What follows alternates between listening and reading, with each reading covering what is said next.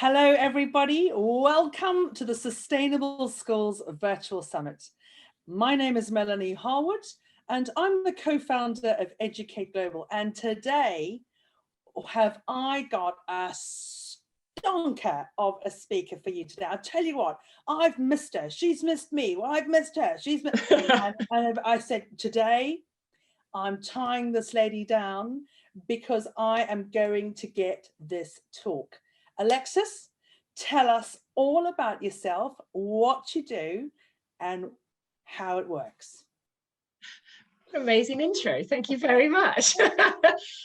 So I'm a sustainable marketing consultant. I founded Eyre, my consultancy, about 6 months ago. I've worked in marketing for the last 10 years for all different companies. I've worked quite a lot of the marine world, in sailing, and I've worked for the likes of Times and Sunday Times, and also on creative agency side. So I've kind of worked all three sides of the calendar when it comes to marketing. So it's quite an interesting perspective. And then I finally went out on my own about 6 months ago, and I've never looked back. But what made you decide to pivot? What because something has happened there personally. Yes. Something happened to you personally for you to, come on, you don't just leave the Sunday Times, hey folks, and then go on your own and become a sustainable marketer. So I want to know. I want to know what happened. So, well, actually, it started about 3 years ago. I sailed across the Atlantic. I just needed a break from everything. I sailed across the Atlantic, and I was 1,000 miles from land, and a plastic chair and some plastic bottles came floating past me, and I saw Blue Planet 2 literally live in front of me, and I just thought there is something so fundamentally wrong right now. Anyway, I'd sort of sat on it for a couple of years. I sort of was looking around for potential courses to do and bits and pieces, like what was I going to do, how could I achieve it, where could I go? And it was someone else in the marine industry actually who did this Cambridge Institute for Sustainability Leadership 8-week course for business sustainability management. And I thought, do you know what? I can't afford a master's right now, but she had rave reviews. She's like, this is brilliant. This will just give you the kind of insight you need. It's a lot of hard work, but it'll give you the insight you need to basically learn all the levers of where sustainability sits. And actually I realized just how naive I was when I went into it. I was very much of the person who thinks it's all around recycling and fossil fuels are bad and things like that. And I just, it sort of kind of blew my mind really. And I met the most amazing group of people, and I was working for an advertising agency at the time, and suddenly these two worlds clashed. They clashed head on. I had this world that was driving consumerism, sort of unsustainable consumerism.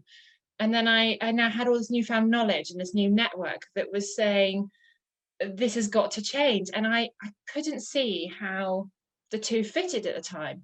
And I was then furloughed in the lights of COVID. And I just buried my head in sustainability while I was furloughed. And I attended loads of webinars. I spoke to so many people, and I started to form a sort of picture of what that would look like. And actually, it was the advice of one of the Cambridge professors who had taught me, who got in touch with. Which one was it? Oh, I honestly can't remember. I'd have to. I'll get the list for you because I'm a member of the Hawkwood Circle, and they're all in my group. Find him.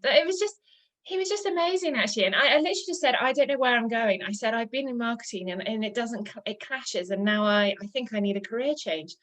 And he basically turned around to me and he just said, you cannot change. We need you to stay in marketing because marketing is one of the biggest problems. And we need people like you who understand the sustainability side to come and help fix it. And it was just one of the best pieces of advice I was given. I mean, it just changed everything for me. And I suddenly was like, right, I now know what my focus is in, my goal. And I started having executive sort of a coaching last summer, just while I was being furloughed.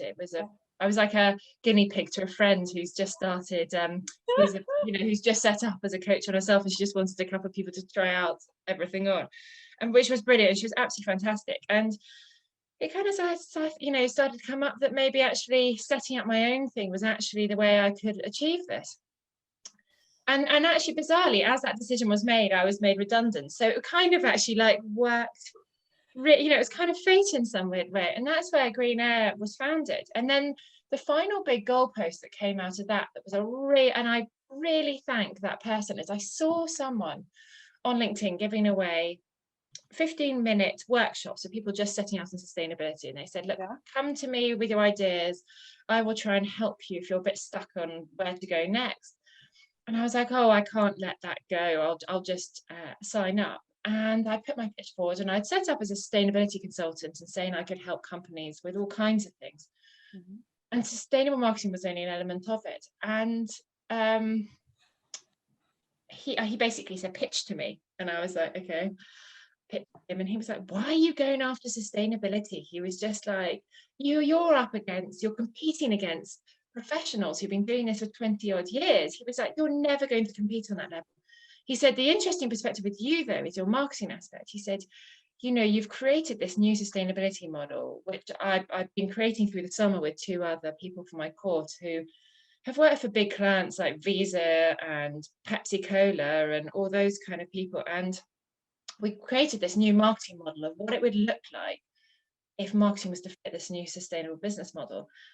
And I said, this is what I've been working on. And he said, that's what you should be focusing on. He's like, don't try and, sort companies' carbon footprints out. There are professionals who've done this for years who you can call on, when you speak to clients to help you with that. He said, where you can add impact, and where there's so few people doing it, is how can you create impactful marketing, but without the footprint? And that was my final thing. And I literally was like, brilliant, I've got to stay in marketing.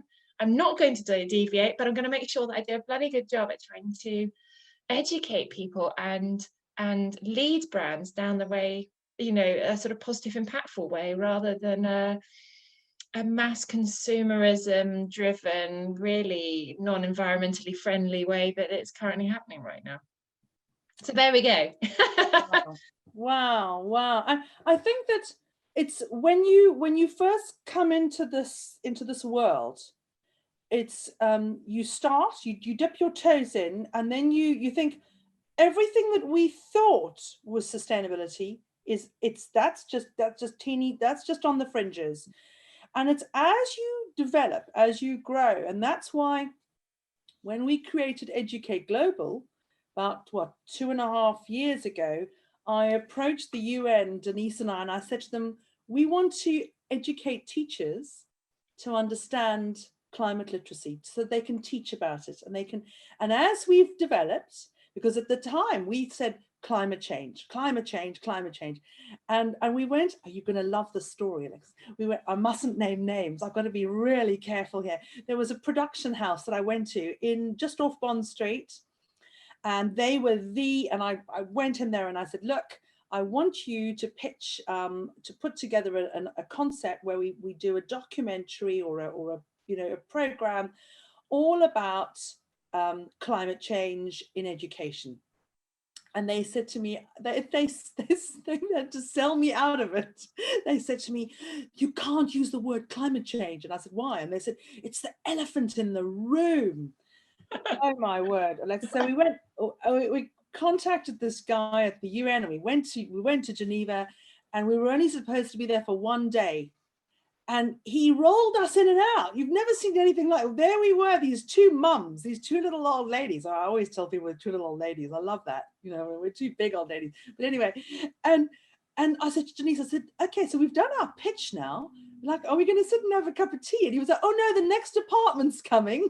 And there were 30 of them. And every sort of like couple of hours in they came, and we were doing our and after the 4th day I said to her, look, we were only supposed to be here for a day. Do you think they're ever going to let us go? It's amazing. The last day he said, look, it's never going to work. And I looked at her and I thought, you don't know me. You must never say never to me.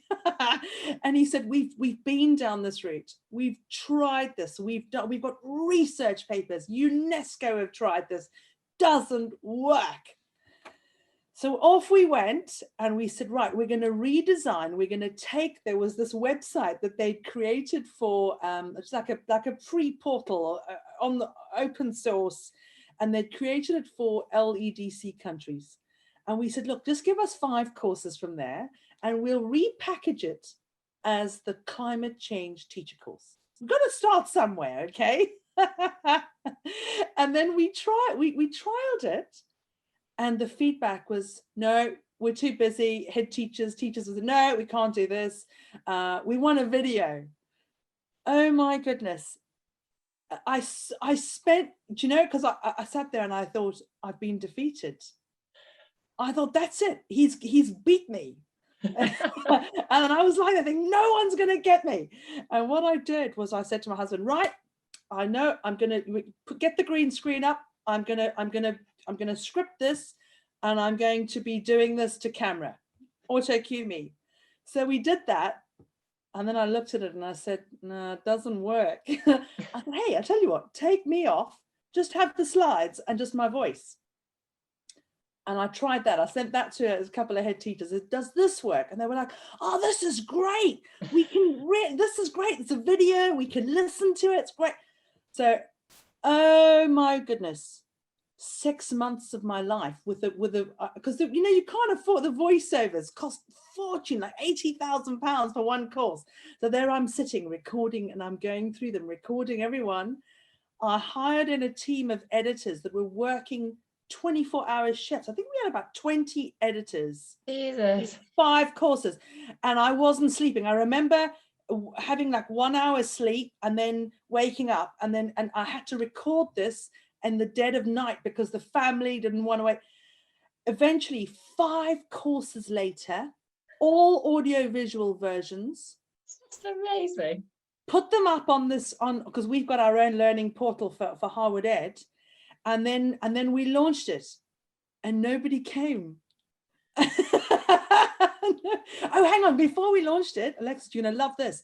We went to COP24 in Katowice in Poland, and I went to the press department, to the team. You go to COP and you walk for miles.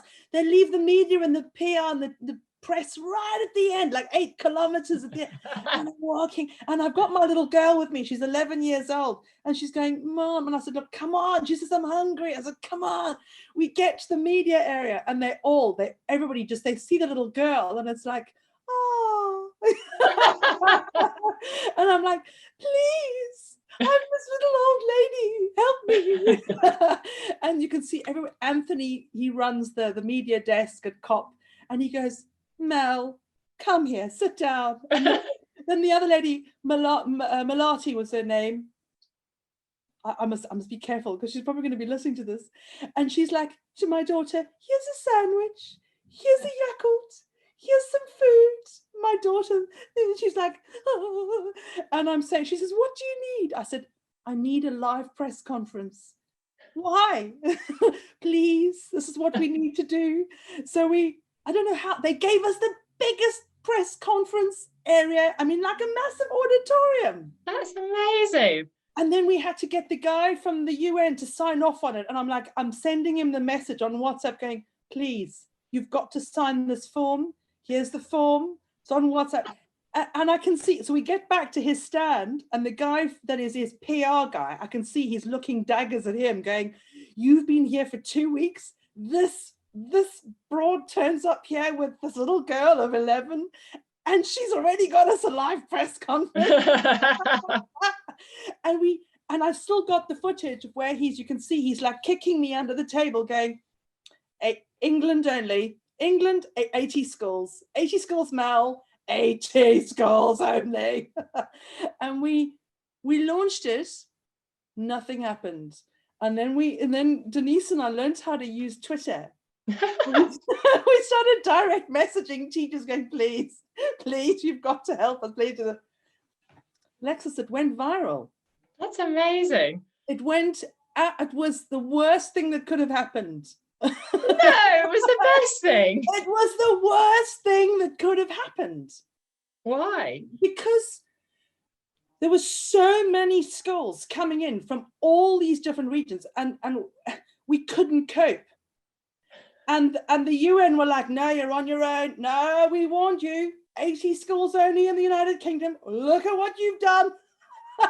And we were saying, please, we don't know what to do. So we knew this lovely, lovely young lad, Tim Collins, who we begged him. We said, Tim, we are seriously in trouble. Can you help us? And he came on and he said, okay, right, we need a support desk. We need a new site. Oh, we need this. We need a, all right, okay. He said, just, okay. He says, how much money have you got? We said, nothing. Said, okay, all right, I'll do it for you. Okay, all right. And he figured this all out, and he helped us build this system. And then he turned around and he said, okay, we've got so many countries coming in. We're going to have to translate this into all these languages. That's amazing. I said, this is not possible. I don't know what you, and he designed this membership. Ah, Alexis, what a story. We've got to make a film about this. Is a documentary. He designed this portal, our very own closed portal, which you could, and all of that work that I did, all that voiceover stuff, we took every bit of it, we put it onto this portal, and you could click on there and you could instantly translate it into any one of 52 languages. My God. You couldn't translate the vocal, but you could translate the all of the synopsis, all of the content of every single item. Oh, that is extraordinary. It was as we've closed it now because we've learned a lot as we've gone on.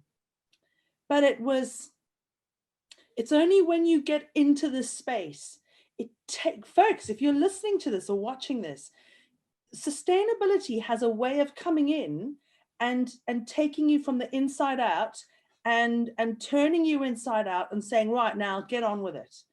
Because as Alexis has told us, you start and you can't get out of it. You have to go deeper. And if you've gone and done that training with Cambridge, there's another one we did, you've got Al Gore's Climate Reality Leadership. Yeah. I did that, but I was looking for more. I was looking I wanted, because the teachers were coming back saying, how do we teach climate change? We've done these 5 courses. How do we teach climate change? So we had to go and build a how to teach climate change inset training.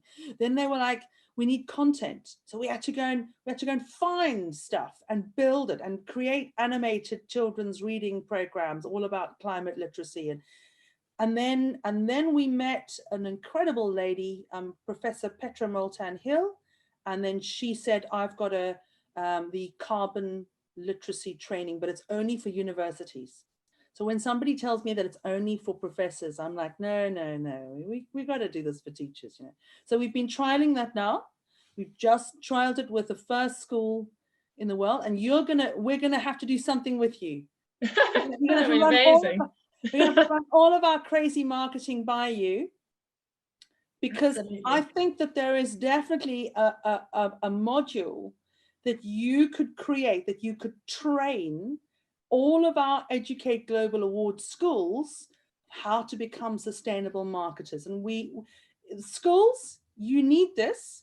Your pupils need this training, because from a jobs perspective, I cannot find highly skilled, innovative, outside box thinking marketers of the quality of Alexis coming out. They're very rare. Your skills are like gold dust. I mean, so there are businesses that we are all having to transition our businesses. We are all going to move over to a complete new way of living, of working, of selling, of thinking, of being. So Alexis is going to be training you. She doesn't realize it yet. She's going to be training your pupils in a special module that she's going to build for you. And if you don't buy this, you are going to be crying into your soup, and your parents are going to be asking you why their children are not being taught this special module, right? Because if your children don't know this, this is going to hamper their progress in life. They need to know these skills, and they need to be able to go to Alexis's team and say, right, we've done your training. Can we be certified? How do we do this together?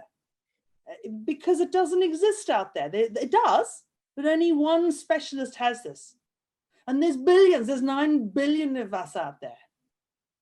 So we need this, we need like this pyramid, just like Educate Global works, where you've got the head teacher and then the sustainability and climate literacy lead, and then they've got their support team. Well, we need to put Alexis right at the top of that marketing pyramid, and she's going to be developing that training so that all of these schools can learn this. Alexis, I want to ask you something absolutely. You don't have to answer this if you don't know. Okay. When you were watching that plastic chair floating in the sea, were you angry or were you hurt? What were the emotions that were going through your mind? I think I think you go through a range of emotions actually. I was angry. I was really angry and upset, I suppose, at the same time, and frustrated because I was frustrated because I didn't know what I could do about it. I was angry because I was like, I can't believe the world has got to this, that I'm in one of the most isolated places in the world, and modern day society is floating around me when even whales and dolphins don't live out there. They live closer to land, and I was like, this is just.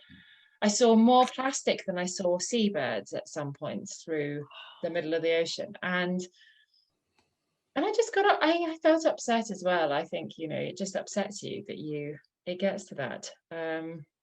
So I think you feel a number of different things, and I think you almost grieve it in some respects. You grieve that that we've come to this, really, I think. But you went and did what not many people would do, because not many people would go to Cambridge to go and do that hard course. So that's one thing. And then not many people would say, okay, well, I'm going to completely pivot and change take my career and take it in this direction.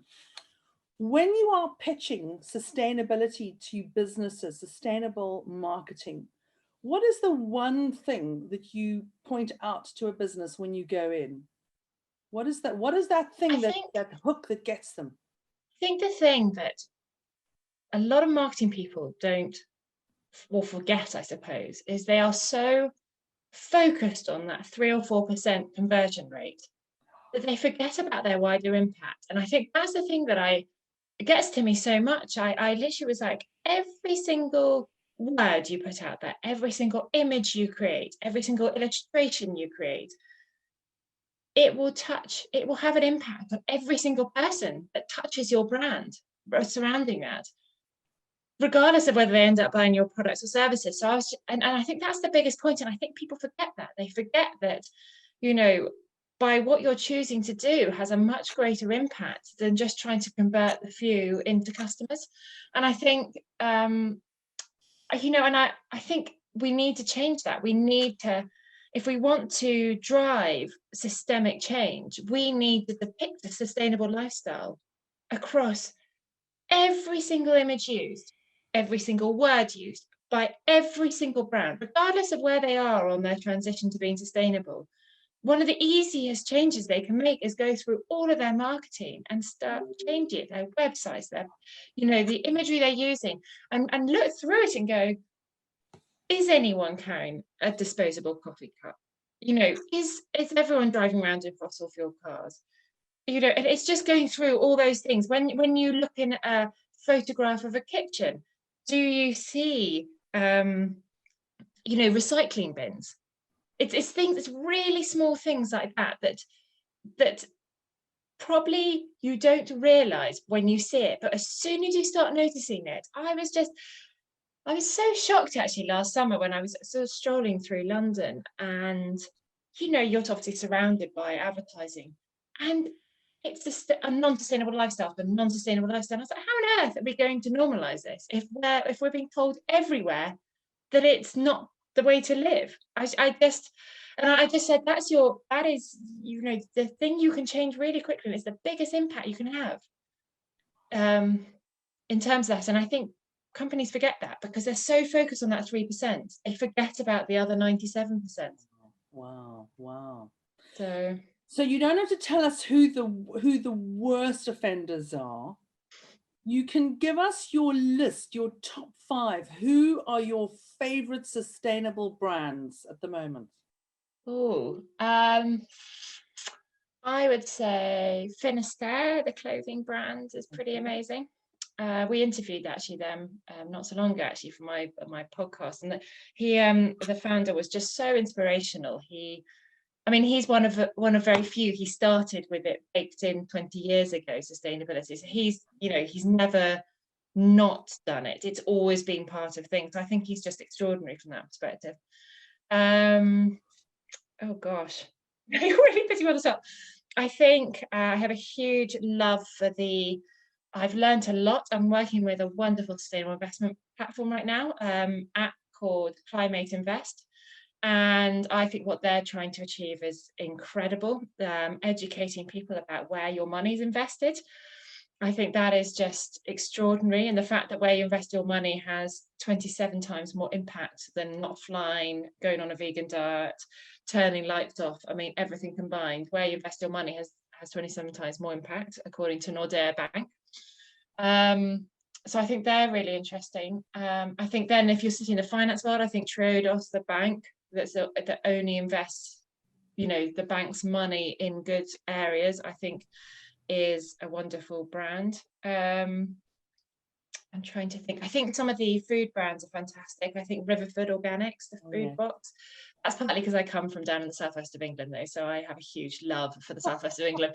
But it's just amazing. They have always been organic, and they've always said, they've even created, before this whole trend to being vegan or whatever, they created these amazing books which just fall in love with vegetables. They're just brilliant. I use them all the time. And it's, you start with the vegetable rather than the meat, which is a very traditional British way of doing things. They go start with the veg and then build your dish out from there. And it's amazing how different that sort of changes your perspective actually on that. And then who's my final one? Oh God. It would be your brand. Yes, I suppose.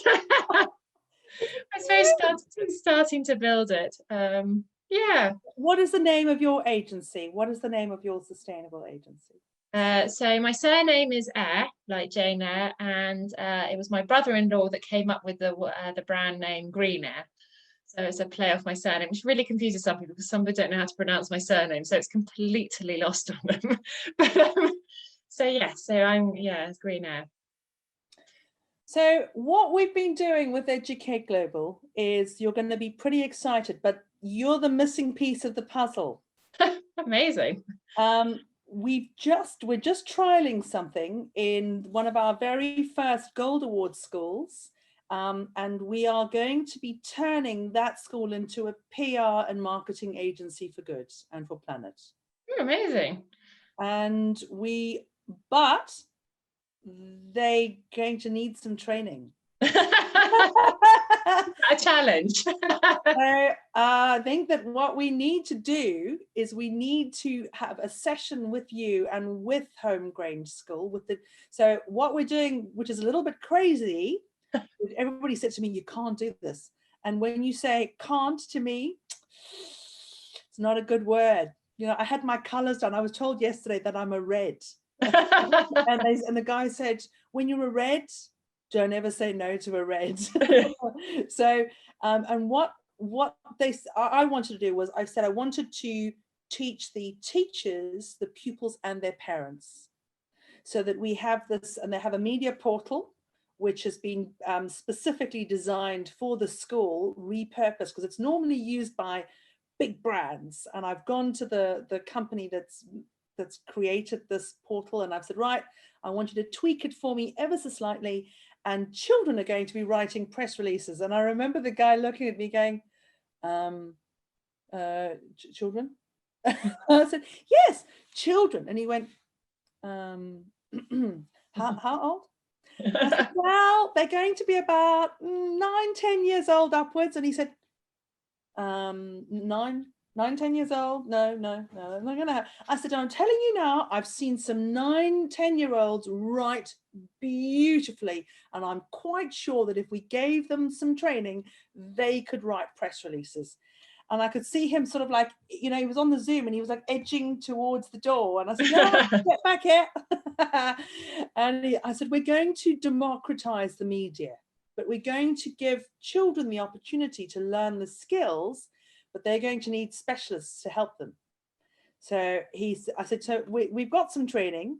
During the first lockdown, my 12-year-old, my poor long-suffering 12-year-old, Hannah Jane, I'm ever so sorry. I said to her, please, could you film this training for children, how to get media savvy for kids? And she said, oh, Mum, you know, you are embarrassing me. You're like heading towards that teen thing. It was just on the cusp. It was like, oh, you've dragged me around COP24. You've tried to convince me to come with you to COP25 and I refused. Now you're getting me to, and I said, come on, I'll get you a skateboard. I'll do yeah, so she did it. And then she came back. She said, oh, look at this. I'm in the Guardian newspaper. I'm on the cover of the Evening Standard, and I'm in the BBC News. And I said, right, how did you do that? She said, well, I took all of that training that I had to present, and I figured I'd try it out to see if it actually worked. So I said, okay. I said, so can I have those as case studies now? And then we met these incredible young sisters, the Embargo Sisters. They've written, from the age of 11 and 12, self-published their own books. So if anybody tells me that a 9-year-old upwards can't write a great story, I have evidence to the contrary. I can show you, because I remember when my daughter was in primary school, there were some children that were just, and there was one, Ella, if you're listening to this, her mother's going to go mad. Ella, you've got to be the next poet laureate because you are awesome. There are children all over the world that have wonderful gifts. Life hasn't knocked that talent and creativity out of them, and we mustn't allow it to be. So let's tap into that creativity and sell with stories, but they have to be sustainable stories. So we're going to have to ask Green Eyre to create this incredible marketing for good module, marketing for good and marketing for the planet. And we're going to trial this with our schools and then get this out to everybody, all the schools in the world, because that's our idea. We think that every single school should be a PR and a marketing portal for good and planet. But they need guidance because it's very difficult. And when you're at school, you know, teachers are running around trying to teach. And we had one head teacher yesterday. She said, oh, some old pupils try to break into our school. I said, why? She said, oh, they're bored. I said, Cole, you've got a lot to contend with. And she said, oh, yes, Chair. I said, Chair, I'm going to be asking your school to become a media portal. She said, forget about it. I said, if we give you some training and maybe we give you maybe we get you a journalist to help you. She said, oh, we might just think about it because it's you, you're such a bully. But if you don't push, you can't get out there. I want to ask you, if you could do a campaign for one brand that you feel would completely change mindsets, just that one brand, who would it be? No pressure. It would probably be actually one of the biggest brands, I reckon. I actually think where you have the biggest impact would be a brand like Coca-Cola or something. Now, I don't like Coca-Cola. I don't like it as a brand. I don't believe in it. But I think if you're going to go after brands, go after the ones with the biggest media spend, the ones that have the biggest impact, that is actually by just changing, having, a campaign that was actually fully sustainable and seeing repercussions off the back of that. For me, it's all about impact. We need to get those big brands on board, because actually, as much as we've got these wonderful sustainable brands, and the Unilever is actually the one where is probably the biggest one out there where they actually have nailed it and they do unbelievably well. But there's so many brands that have so much influence. So Yeah, what do you think that schools could do to work together as one team to tip this balance? Do you think that we could come up with some sort of a crazy campaign where the kids do the campaign anyway? yeah, I think there's a number of things. I think actually sort of it was really interesting. Like the other day, a family friend, her daughter's like 9, and she's been writing to all the big supermarkets in the UK saying, why do you still stock palm oil? Why do you, she sort of, and she then wrote to Ferrero Rocher and said, why have you got palm oil in your chocolate? I don't get it. And actually, bizarrely, because they are our future generations, they hit a note that actually a lot of adults can't hit. And I think that's where their absolute power lies in almost saying this is our future and building out a campaign that means that you attract the top people in that brand through almost saying you're ruining our future. I think in a creative way, and I think you've got to be very careful how you do it, but I think it's that kind of, I think it really twinges, and I think if you can do it like that, it's extraordinary. I've always believed that. I always said, right, because my beginning, I was well, I still am. I created a handwriting scheme. Again, my poor daughter from the age of 4 has filmed all the lessons from the age of 4 up till now. She's filmed 800 lessons and she's just said no more. So I started out as a handwriting specialist, building this handwriting scheme. And I've always told people that will listen, write a letter, a handwritten letter to a leader, to a local councillor, to a local MP, to a CEO of a business. Write a letter, a handwritten letter from a child, and then take a photograph of that letter and share that with all your friends and family on WhatsApp and WeTransfer and all these other funny, what's the other one? The Telegram. And there's hey guys, there's an amazing new app called Clubhouse. But it's still sort of like only Apple. And I was listening to a great talk on sustainable fashion. Man, that totally blew me away. So share your letters, read your letters, get together, create a Clubhouse chat where you read your letters that you've written to CEOs of businesses. You as children in schools and you as teachers and head teachers, you have so much power. You don't even realize the power you have. You don't just teach children, you indirectly teach entire communities and societies. You upskill yourselves, upskill children, and you indirectly upskill parents, carers, long distance members from here to Timbuktu. So what you have to do is, if you are a big education brand, I know you're all listening to this, you need to get in touch with Alexis, so Green Eyre Marketing. I'm not going to do a hard sell here. And you have to get Alexis to come or deliver. She has to go through and give your marketing and PR a complete sustainability overhaul. It's all about transition. We're going to be delivering the new transition engineering GCSE. Doesn't exist. We know that there's a master's degree in transition engineering, or it's included as a module in a master's degree in engineering, but we need transition engineers. Our planet needs at least 10 to 15 million of them. We know. Look at what's happened with COVID.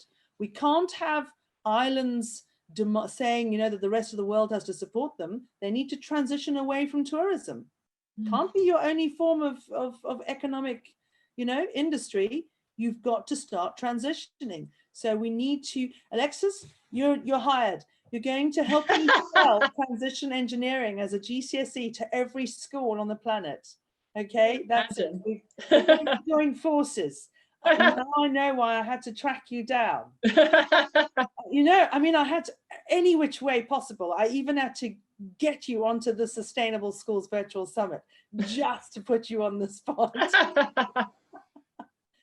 We're going to be working on brands. So those big education brands out there, whether you're making products or you are selling programs or you are, I don't know, whatever you're doing, or maybe you're a big education group with lots and lots of schools in your group.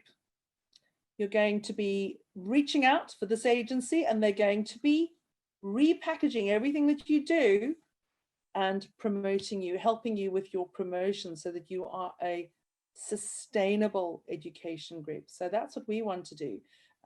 With our other businesses we've got, which is StartBee, I was looking at all of our boxes. We've got this massive big thing going out to Dubai, and I looked at it and I thought, hey, this isn't sustainable. And I said to John, we have to practice what we preach here. We cannot do this. We need recycling bins for all of our plastic that if anything breaks. We need to get onto Simply Bottles in Dubai. We need to be organizing different ways of doing things. The trolleys need to be made in Dubai. They need to be. So we're looking at, and John was like thinking, oh, Mel. And I said, no, that's it. If you're not going to walk, you walk, talk, you talk. Get out the kitchen. You know, if the kitchen's getting too hot for you, get on with it.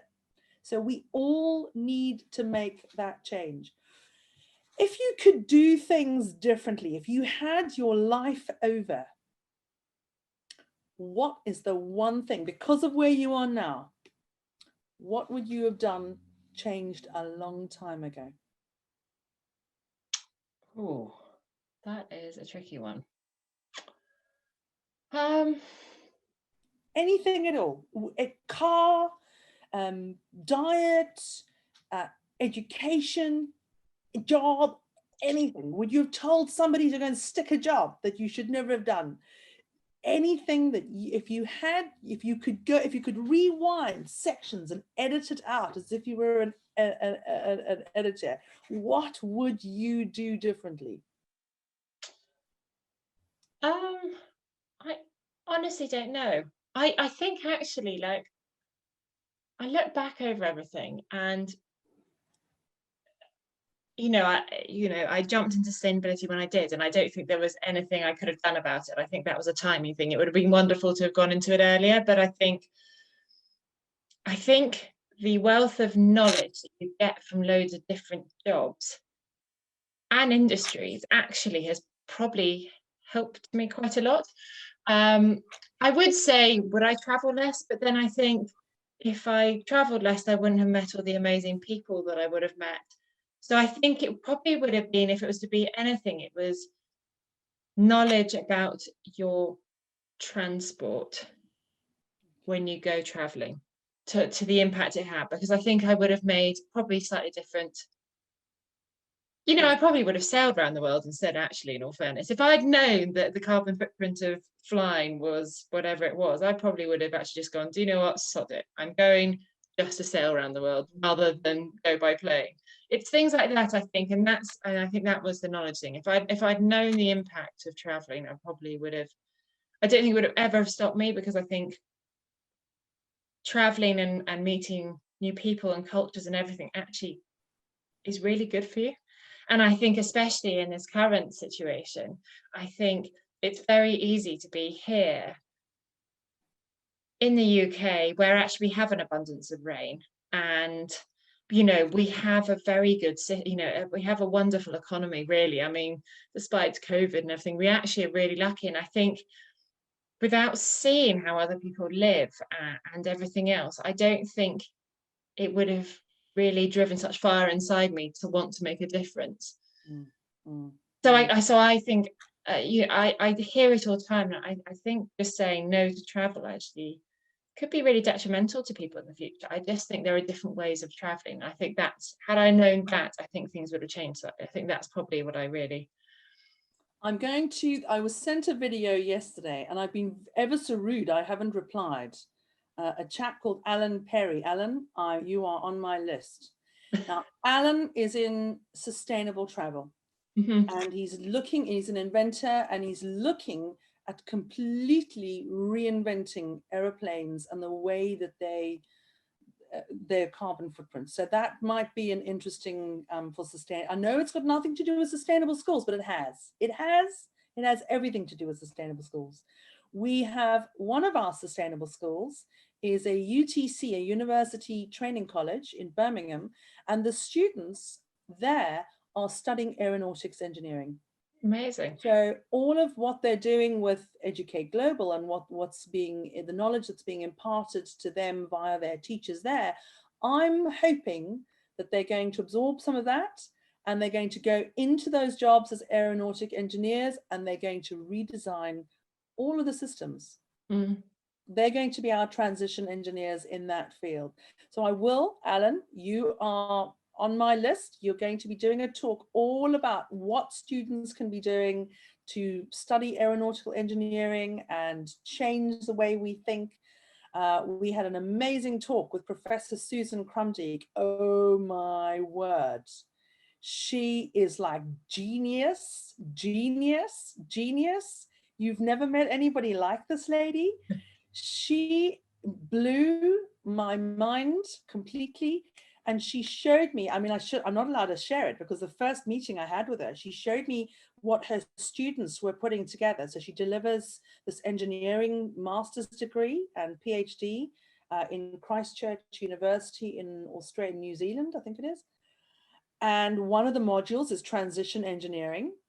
And she's showing me the students' work about how they're transitioning. In their head, they're going to transition all of New Zealand into this sustainable system so that you still encourage people to come over from around the world, but you get locals to stay local and spend that something like 40-something billion dollars that they would go and spend in other countries, spend in New Zealand. And if you really want to come to New Zealand, you've got to pay and you've got to go and rewild. So I was looking at that thinking, where have you been? You know, like, how did I only find you like now? And there are incredible people in this space that we are now developing and expanding. Like you said, that gentleman has been with the clothing. He's been in that space for 30 years. We're all playing catch up. But as you are sustainable schools, you are not playing catch up. You are developing and delivering those sustainable leaders of tomorrow. So that's what we're here for. So we hope that any of our talks that we're going to have here are going to, I don't know, some little light switch is going to go off, and if there's going to be a head teacher or a director of a group somewhere is going to say, oh, I love that. So that's what we're after. So we know that there's somebody sitting there right now is already on Google. They've looked you up, Alexis, and they're going, right, Green Eyre, we've got you coming in for our multi-academy trust. You're going to be going right through everything. There is a multi-academy trust that really needs you, but I'm not allowed to name their names because they're just there's an amazing multi-academy trust. Margaret Land was one of our earlier speakers. Oh, word. Folks, this lady saved £70,000 for one school just by getting everybody to switch the lights off. God, that's extraordinary. And she is the business manager. She's not a teacher. Margaret is a business manager for the entire Multi-Academy Trust. It is, you've got to go and listen to her talk. She's further down there. So Alexis, you've got your page here. We've got your website. I don't know if you want me to put your email on here because you don't want all these crazy people messaging you. We'll get them to go to your website first because, you know, folks, I mean, we love you madly and it's great that you want to email us. We get thousands of emails every day. So no time wasters, please. You've got to really understand that we are passionate about what we're doing. And I love it, but we go down too many rabbit holes, and you must really be thinking of converting your schools towards being sustainable schools, delivering a cross-curricular climate curriculum. I'll let you all into a little secret. We've just put forward a bid for the EU, they're probably going to kill me if they hear me saying this, the EU Horizon 2020, and it is called Climate Change Education for All. And we're hoping to get some funding to do research in 5 EU states where we will look at, do we deliver the core competences whilst teaching sustainability, climate literacy, carbon literacy, and transition? So if we get it, great. If we don't, those of you from the EU that are listening, if you don't give us that funding, that's fine. We're going to go elsewhere. But we really do hope that you will give it to us. I know I've got to be really careful, because you've just warned me that everything that goes out is out here forever. And even if somebody doesn't believe in it, it's going to be, somebody's going to write something, and I've got to be careful. I want to ask you before we go, do you feel that that knowledge you have of writing those press releases and those articles and sitting and tapping into that creative part of you that is very, very special, has that been a big boost to what you are doing now? The fact that you can write those press releases, the fact that you can look at something and sell with a story, has that made a big, has that impacted on where you are now, what you're doing now? I think going out on my own is giving me the freedom to be able to talk about whatever I want and actually challenge whatever challenges that, obstacles there are. And I think that's where I've seen the biggest thing. It's not so much creativity, it's just the ability to be able to not be handcuffed into a particular job within a particular company, but I can actually just go, you know what, today I'm going to go and focus on this, or this week I'm really going to try and get people understanding this. I think that's the thing I've really loved, actually, because creativity has kind of come out of it, but not intentionally. I think, if you give people freedom to, I think they have so much, you give people freedom to maneuver, they have, and you really latch onto their passion, it's amazing how much more can be achieved, I've decided. That's awesome.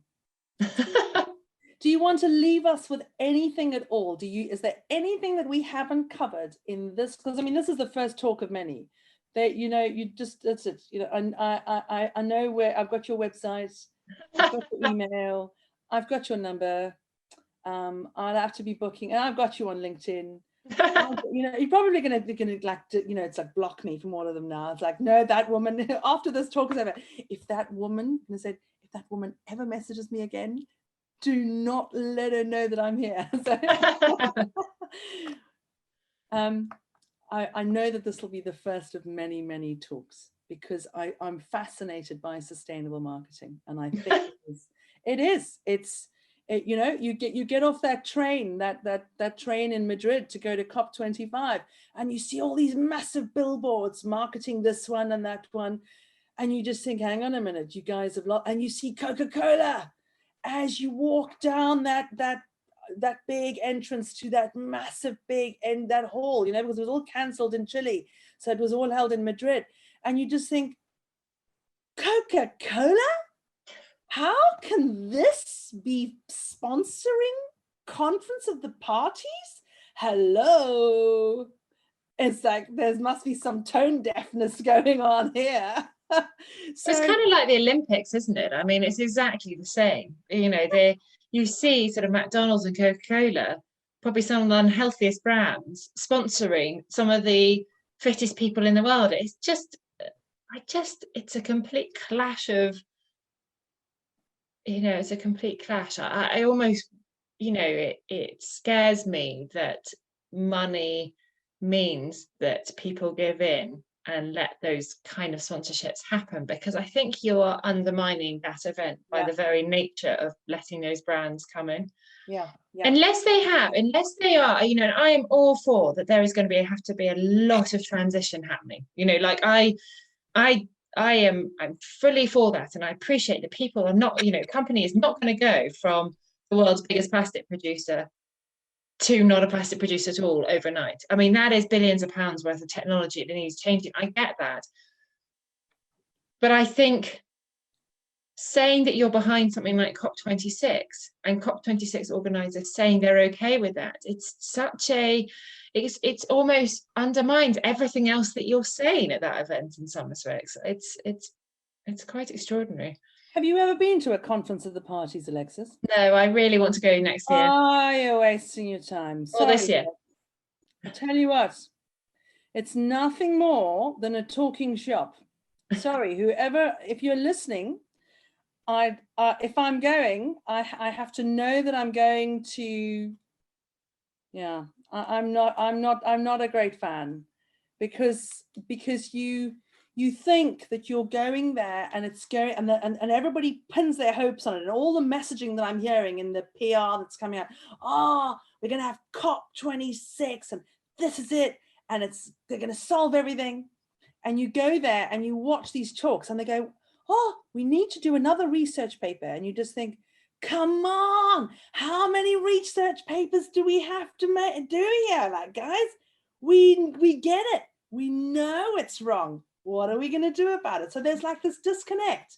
So there's this academic side, and then there's like this lower end here where you just think, no, hang on, you're talking down to me. You're not really speaking to me from this level. I think that's where marketing and what you're doing. So it's, you know, you've heard it here, folks, that module that Green Eyre is going to be developing for Educcate Global for all of our schools. That is where it's at. That is going to be more powerful than any conference of the parties on the planet. Because it is you, the power that you have to create marketing, to change thought processes. We need a societal mindset shift. We need to, all of us, we have to pivot. If somebody like me, that was the most unsustainable character you've ever met, could suddenly one day go, oh, I can't be doing that anymore. Oh, I think we better stop eating meat. Oh, you know, and my husband says, what's going to happen to the car? That's it. It's got to go. It's not sustainable. It's got to go. You know, walk, you know, cycle, do whatever. Local transport. Get the bus, get the train, you know.